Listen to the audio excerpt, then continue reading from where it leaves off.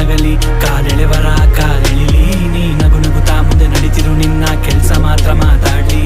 ಸೋಲುತ್ತೀಯ ಅಂದೋರಿಗೆಲ್ಲ ನೀ ಗೆದ್ದು ತೋರಿಸು ಬದಲು.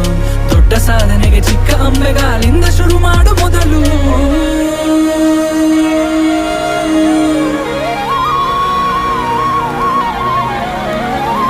ಏಸು ಕಾಯಂಗಳ ಕಳೆದು 84 ಲಕ್ಷ ಜೀವರಾಶಿಯನ್ನು ದಾಟಿ ಬಂದ ಈ ಶರೀರ.